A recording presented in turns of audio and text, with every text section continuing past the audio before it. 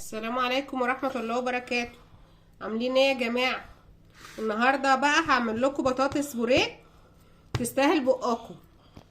سلقنا البطاطس وقشرتها وهنهرسها بقى شوية، وبعد كده نحط عليها الخضرة والحاجات التانية.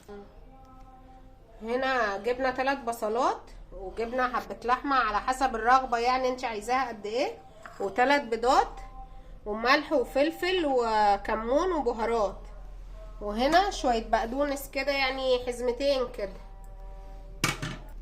وشوية فلفل الوان برضو هنضربهم مع البصل في الكبة.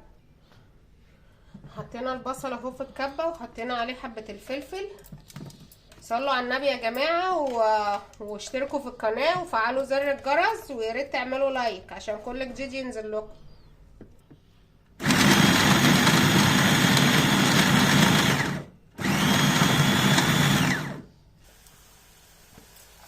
هنحمر البصلة تحميرة بسيطة ونروح حاطين عليها اللحمة على طول.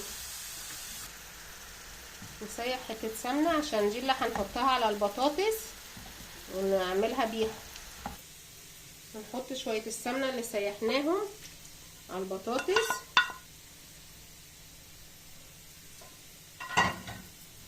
وهنحط الملح والفلفل الاسمر، حبة فلفل اسمر حلوين يعني، وهنعمل بيضتين عليهم،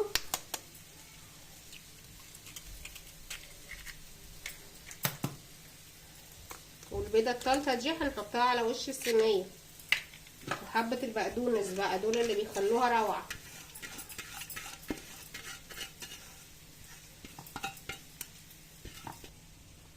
هنقلبها حلو مع بعض كده. والبصل دخل في السوا اهو، هنحط عليه اللحمة بقى المفرومة ونعصجهم مع بعض تعصيجة حلوة كده.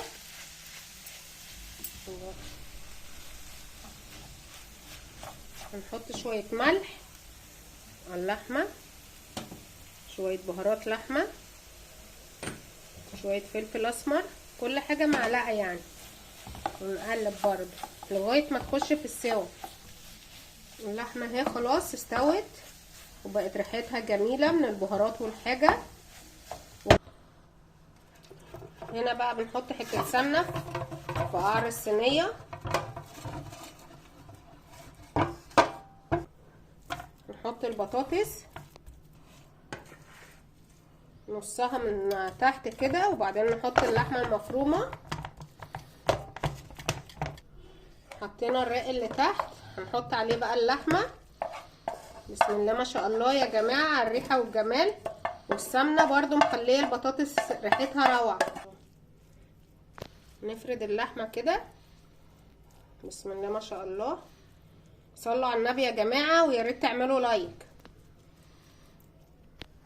نغطي بقى الوش بتاع الصينية برضو بحبة البطاطس الباقيين. هنحط بقى البيضة اللي على الوش دي، نحط عليها يعني نص معلقة فلفل اسمر، نربها حلو كده. حطيناها على الوش، هنفردها بقى على الوش، نحطها في الفرن بقى يا جماعة لمدة نص ساعة في الفرن العادي مش الشواية، لمدة نص ساعة 180 درجة. بسم الله ما شاء الله. بعد ما طلعت ومعاها بقى حبة ليمون مخلل وفلفل وعيش سخن، ويا سلام بقى عليها مع العيش الفينو في السندوتشات كده تبقى روعة. صلوا على النبي يا جماعة في الكومنتات، وياريت تعملوا ياريت تعملوا اشتراك وتفعلوا زر الجرس عشان يوصل لكم كل جديد. والسلام عليكم ورحمة الله وبركاته.